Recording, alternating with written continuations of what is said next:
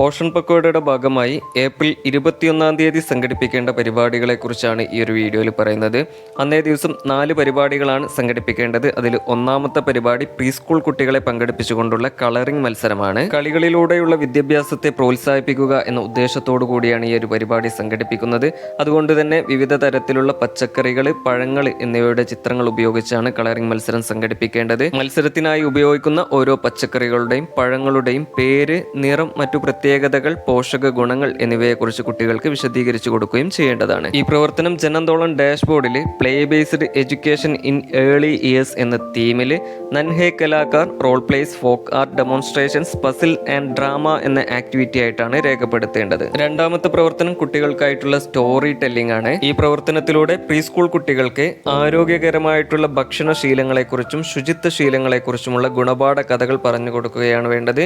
ഈ പ്രവർത്തനം ജനന്തോളം ഡാഷ്ബോർഡിൽ മദർ ആൻഡ് ചൈൽഡ് ന്യൂട്രീഷൻ എന്ന തീമിൽ സ്റ്റോറി ടെല്ലിംഗ് ആക്ടിവിറ്റി, പോഷൻ കി കഹാനി, ദാദി നാനി കി സുബാനി എന്ന ആക്ടിവിറ്റി ആയിട്ടാണ് രേഖപ്പെടുത്തേണ്ടത്. അന്നേ ദിവസത്തെ മൂന്നാമത്തെ പ്രവർത്തനം 3-6 കുട്ടികളുടെ ഗ്രോത്ത് മോണിറ്ററിംഗ് ക്യാമ്പാണ്.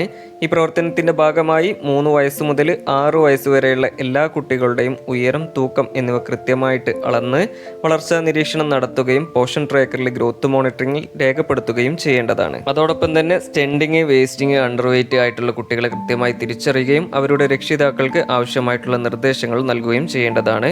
ഈ ഒരു പ്രവർത്തനം ജനന്തോളം ഡാഷ്ബോർഡിൽ മദർ ആൻഡ് ചൈൽഡ് ന്യൂട്രീഷൻ എന്ന തീമിൽ special health and nutrition camp for pregnant woman and children എന്ന ആക്ടിവിറ്റി ആയിട്ടാണ് രേഖപ്പെടുത്തേണ്ടത്. അന്നേ ദിവസത്തെ 4-ാമത്തെ പ്രവർത്തനം അങ്കണവാടി പ്രദേശത്തെ അമ്മമാര്, കൗമാരക്കാര്, മറ്റു ഗുണഭോക്താക്കളെ എന്നിവരെ പങ്കെടുപ്പിച്ചുകൊണ്ട് സുംബ ഡാൻസ് പരിപാടി സംഘടിപ്പിക്കുകയാണ് വേണ്ടത്.